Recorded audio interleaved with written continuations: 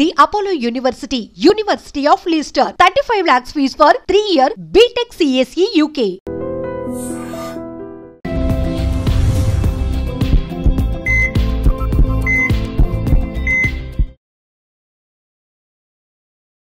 నమస్తే, welcome back to iDream media. మన ఆయుర్వేదం ప్రోగ్రామ్కి అందరికీ స్వాగతం. సో కినోవా రైస్ సెలబ్రిటీస్ అయితే అసలు మోస్ట్ ఎక్కువ దీన్నే తీసుకుంటారు. సంహౌ హీరోస్ కూడా ఇంపోర్ట్ చేసుకొని మరీ తింటారు అని చెప్తుంటారు. ఈ కినోవా రైస్లో ఉన్న అంటే మన రైస్తో కంపేర్ చేస్తే కినోవా రైస్లో అన్ని పోషకాలు లభిస్తాయా? మనకి ఏంటి డిఫరెన్స్ ఏంటి? అవి తినడం వల్ల మన ఆరోగ్యానికి ఎలాంటి ప్రయోజనాలు ఉంటాయి తెలుసుకుందాం. ప్రస్తుతం అంతా ఉన్నారు వంటింటి చిట్కాలకు కేర్ ఆఫ్ అడ్రస్ అయిన చిటిబొట్ల మధుసూదన్ శర్మ గారు. గత 35 ఏళ్లకు పైగా కూడా ఆయుర్వేద వైద్యాన్ని అందరికీ అందిస్తున్నారు.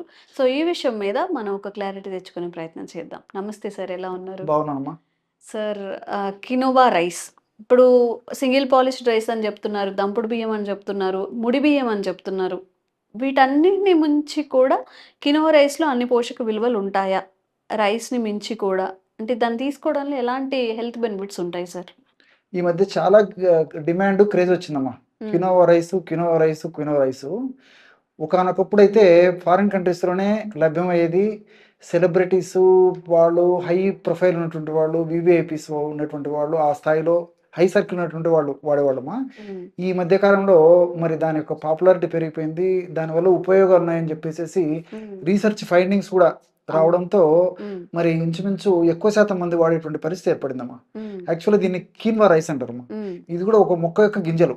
ఇప్పుడు మిల్లెట్స్ ఏ విధంగా ఉంటాయో అదే టైప్ లో ఒక టైప్ ఆఫ్ ఇదమ్మా ఇది కూడా. కాబట్టి ఈ కినోవా రైస్ యాక్చువల్లీ ఏమంటే అమెరికా పంటమ్మా. తర్వాత ఇతర దేశాల్లో పండించడం జరిగింది.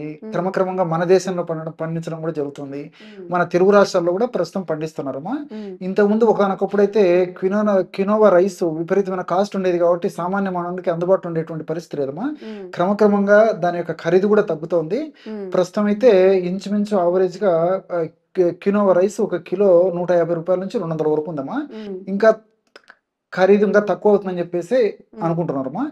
సో ఈ క్వినోవా రైస్ యొక్క ప్రత్యేకత ఏంటంటే దీంట్లో మంచి పోషకాంశాలు ఉంటాయి. రెండవది ఈ కార్బోహైడ్రేట్స్ మిగతా వాటితో పోల్చుకుంటే కార్బోహైడ్రేట్స్ తక్కువ ఉంటాయమ్మా. సర్వసాధారణంగా ఈ మన రైస్లో పోల్చుకుంటే కార్బోహైడ్రేట్స్ ఎక్కువ ఉంటాయి. సో ఈ క్వినోవాలో కార్బోహైడ్రేట్స్ తక్కువ ఉంటాయి. సో ఈ రోజుల్లో మనకు కావాల్సింది ఏంటంటే కార్బోహైడ్రేట్స్ తక్కువ ఉన్నటువంటి ఆహారమే మన జీవన విధానానికి సంబంధించి సరిపోతుందని చెప్పేసి మన సైంటిస్టులు, మేధావులు, డాక్టర్లు కూడా చెప్తున్నారమ్మా. సో ఉదాహరణకి 100 గ్రాములు క్వినోవా రైస్ తీసుకుంటే 64 గ్రాములు కార్బోహైడ్రేట్స్ ఉంటాయి. తర్వాత ఒక 14 గ్రాములు ప్రోటీన్స్ ఉంటాయి. అట్లే ఫ్యాట్స్ వచ్చేసి 6 గ్రామ్స్ ఉంటాయి. ఫైబర్ వచ్చేసి 7 గ్రామ్స్ ఉంటుందమ్మా. వీటితో పాటు ఐరన్, తర్వాత phosphorus, magnesium, manganese, folic acid ఇలాంటివన్నీ కూడా అనేక రకాల పోషకాంశాలు కూడా ఉంటాయమ్మా. వీటితో పాటు యాంటీ ఆక్సిడెంట్ ప్రాపర్టీస్ ఉన్నటువంటి క్వర్సెటిన్ అనేటువంటి ఒక పదార్థము ఇలాంటివి కూడా ఉంటాయమ్మా. వీటన్నిటి తోడు ఇందులో ఉన్నటువంటి మరొక ప్రత్యేకత ఏంటంటే లియోలైసిన్ అని చెప్పేసి ఒక అమినో యాసిడ్ ఉంటుందమ్మా.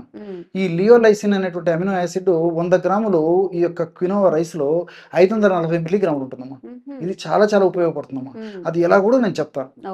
సో ఇంత గొప్పగా ఉన్నప్పటికీ, ఇంత పోషకాంశాలు ఉన్నప్పటికీ క్వినోవా రైస్ యొక్క దీని యొక్క పరిధులు ఉన్నాయమ్మా. అంటే కాయ కష్టం తక్కువగా చేసేటువంటి వాళ్ళు తక్కువ తీసుకోవాలి. తర్వాత నీడ పట్ల ఉద్యోగ వ్యాపారాలు నిర్వహించే వాళ్ళు తక్కువగా తీసుకోవాలి క్వాంటిటీ. అదేవిధంగా శారీరక శ్రమ తక్కువగా ఉన్నటువంటి వాళ్ళు తక్కువ క్వాంటిటీ తీసుకోవాలమ్మా. దీంతో పాటు మరి వెయిట్ పెరుగుతున్నటువంటి వాళ్ళు, కొలెస్ట్రాల్ సమస్య ఉన్నటువంటి వాళ్ళు, అదేవిధంగా ఈ ఫ్యాటీ లివర్ సమస్య ఉన్నటువంటి వాళ్ళు, ఇలాంటి వాళ్ళందరూ కూడా కొద్ది ప్రమాణంలో తీసుకోవాలమ్మా. మరి ఎక్కువగా తీసుకోకుండా ఉంటే మంచిదన్నమాట. ఎందుకంటే మిగతా వాటితో పోల్చుకుంటే, అంటే ఇప్పుడు రైస్తో పోల్చుకుంటే క్వినోవా మంచిదే, కానీ మరి కేవలం క్వినోవానే సంపూర్ణ ఆహారం అవుతుందని చెప్పడానికి మాత్రం లేదమ్మా. సో కాబట్టి అంటే పరిస్థితిని బట్టి తీసుకోవడం వల్ల మరి మిల్లెట్స్ కంటే కూడా వాటితో పోల్చుకున్నప్పటికీ ఇందులో కార్బోహైడ్రేట్ శాతం ఎక్కువ ఉంటుంది, ప్రోటీన్ శాతం ఎక్కువ ఉంటుందమ్మా ముఖ్యంగా. సో మనకు కావాల్సింది ప్రోటీన్స్ ఎక్కువ. సో మిగతా రైస్ పదార్థాలతో మిల్లెట్స్తో పోల్చుకుంటే చాలా వరకు దీంట్లో ప్రోటీన్స్ ఎక్కువ ఉంటాయి కాబట్టి దీనికి డిమాండ్ కూడా బాగా పెరిగిపోతుందమ్మా. అది దీనికి సంబంధించి. సో సరే, లియోలైసిన్ గురించి చెప్తాను చూడమ్మా. సో ఈ మధ్య కాలంలో చాలా మందికి కాళ్ళ నొప్పులు, కీళ్ళ నొప్పులు, మోకాళ్ళ మోకాళ్ళ నొప్పులు, కండరాల నొప్పులు, అలసిపోవడము, బడలిక ఇవన్నీ జరుగుతున్నాయమ్మా. దీనికి చాలా వరకు ఈ యొక్క కాల్షియం లోపం ఎక్కువ శాతం మందిలో కారణంగా ఉంటుందని అన్నమాట. ఈ లియోలైసిన్ యొక్క గుణం ఏంటంటేమా, మిగతా వాటిల్లో కొద్ది గొప్ప ఉంటే ఉండొచ్చు, లేకపోవచ్చు, కానీ మిగతా ఈ మిల్లెట్స్లో కానీ లేకపోతే ఈ అదర్ రైస్ వాటిలో ఇందులో స్పెషల్గా ఇది ఉంటుంది కాబట్టి దీని యొక్క ప్రత్యేకత ఏంటంటేమా, మనం తీసుకున్నటువంటి ఆహార పదార్థంలో ఉండే కాల్షియంను బాగా ప్రేగులు పీల్చుకునేందుకు ఈ లియోలైసిన్ ఉపయోగపడుతుంది. ప్రేగులు పీల్చుకొని రక్తంలో కలిసేందుకు ఈ యొక్క లియోలైసిన్ ఉపయోగపడుతుంది. రక్తంలో ఉన్నటువంటి ఈ యొక్క కాల్షియము ఈ యొక్క ఎముకల్లోకి బాగా పోయి ఎముకలు బాగా దృఢంగా ఉండేందుకు, ఎముకలు గుల్లబారకుండా ఉండేందుకు ఈ యొక్క లియోలైసిన్ ఉపయోగపడుతుందమ్మా. సో మల్టిపుల్ బెనిఫిట్స్ ఈ లియోలైసిన్కి ఉన్నాయన్నమాట. అదేవిధంగా ఈ లియోలైసిన్ ఇంకోటి ఏం చేస్తుందంటమ్మా, ఈ కిడ్నీస్ కాల్షియంను ఒక ఫిల్టర్ చేసేస్తాయమ్మా. ఫిల్టర్ చేసేసి మళ్ళీ కొద్దిగా రక్తంలోకి తీసుకుంటాయి అన్నమాట. దీన్ని మళ్ళీ సద్వినియోగం చేసుకొని మళ్ళీ బోన్స్కు ఇతర బాడీకి అవసరాలకు ఉపయోగపడేట్లు ఈ రీఅబ్జర్ప్షన్ ప్రక్రియలో కూడా ఈ లియోలైసిన్ ఉపయోగపడుతుంది అనమాట. అంతేకాకుండా వివిధ రకాల కారణాల రీత్యా మానసిక ఒత్తిడి, పోషకాహార లోపము, అదేవిధంగా ఈ యొక్క వాతావరణ కాలుష్యం, వీటి వల్ల ఈ కార్టిజాలు ఇలాంటి హార్మోన్స్, బాడీకి హాని చేసేటువంటి హార్మోన్స్ మన బాడీలో ఉత్పత్తి అవుతుంటాయమ్మా. సో ఇవన్నీ ఉత్పత్తి కావడం వల్ల ఎక్కువ శాతం ఉత్పత్తి అయ్యి బ్రెయిన్ సెల్స్ని డ్యామేజ్ చేసేస్తాయి. సో బ్రెయిన్ సెల్స్ దగ్గర రిసెప్టార్స్ ఉంటాయమ్మా.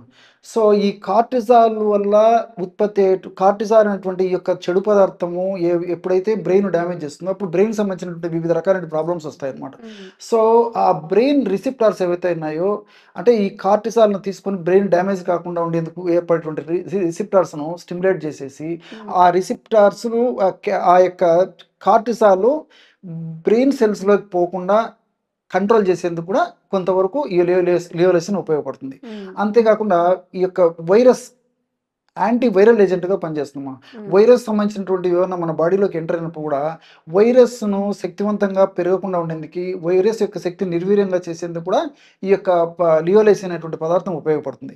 కాబట్టి అంటే ఈ మధ్యకాలంలో ప్రాచుర్యం వచ్చేదానికి ఇవన్నీ కూడా ప్రధాన కారణాలుగా ఉంటున్నాయి. కాబట్టి మరి పూర్వకాలంతో పోల్చుకుంటే ఈ రోజుల్లో రేటు కూడా తక్కువ, ఇందులో ప్రోటీన్స్ ఎక్కువ, కాబట్టి అందరూ వాడుకోదగ్గ దివ్యమైనటువంటి ఆహార పదార్థంగా మరి ప్రపంచవ్యాప్తంగా గుర్తింపు పొందుతోంది. కాబట్టి మనం వాళ్ళు కూడా వాడుకోవడంలో అయితే తప్పులేదు, కానీ పరిమితులు పరిస్థితులను చూసుకొని వాడుకోవాలమ్మా. సో రైస్ రాగా వాడుకోవచ్చు, దీన్ని ఉప్మా చేసుకోవచ్చు, కిచిడి తయారు చేసుకోవచ్చు, రవ్వతో ఈ యొక్క కినోవా రవ్వ తయారు చేసుకొని దాంతో కొన్ని పదార్థాలు తయారు చేసుకోవచ్చు. తర్వాత క్వినోవా పిండితో తయారు చేసుకోవచ్చు, క్వినోవా రైస్ లాగా వండుకోవచ్చు. సో ఏ పద్ధతిలో క్వినోవాను కూడా సద్వినియోగం చేసుకోవచ్చుమా. బట్ నేను చెప్పినట్లు ఏమంటే కొంతమంది మాత్రం కొద్ది ప్రమాణంలో తీసుకోవాలమ్మా. సో క్వినోవా తినాలా వద్దా, రైస్ తో పోలిస్తే ఎలాంటి బెనిఫిట్స్ ఉంటాయి? మీ అందరికీ క్లారిటీ వచ్చిందని అనుకుంటున్నాను. సో సార్ ద్వారా అండ్ ఇంకొంత అవేర్నెస్ కల్పించే వీడియోస్ చేస్తూనే ఉంటాము. Thank you sir, thank you so much. Okay. Sir, one life lesson what medicine has taught you. Whatever you can do without expecting. But I really believe మన positive attitude ఉంటేనే మనం ఏదైనా సాధించగలం. Gut ని మనం correct గా deal చేసినట్లయితే అది మనకి పాజిటివ్ హార్మోన్స్ ని రిలీజ్ చేస్తుంది. షుగర్ వచ్చిన వాళ్ళ పరిస్థితి ఏంటి? పొట్ట దగ్గర పెరిగితే దాన్ని ఆండ్రాయిడ్ అంటారు, ఆండ్రాయిడ్ ఫోన్ కదా. అసలు థాట్స్ ఎందుకు వస్తాయి? బ్రెయిన్ డెడ్ అంటే దానికి ప్రపంచం అంతా కూడా కొన్ని నిర్దిష్టమైనటువంటి లక్షణాలు. మానసికంగా ధైర్యంగా ఉంటే క్యాన్సర్ జయించవచ్చు. You are a doctor for a cause sir, అంతే. వాళ్ళకి వచ్చిన ఆదాయం కాకుండా ఫ్రీ సర్వీస్ ఎంతమందికో చేస్తుంది.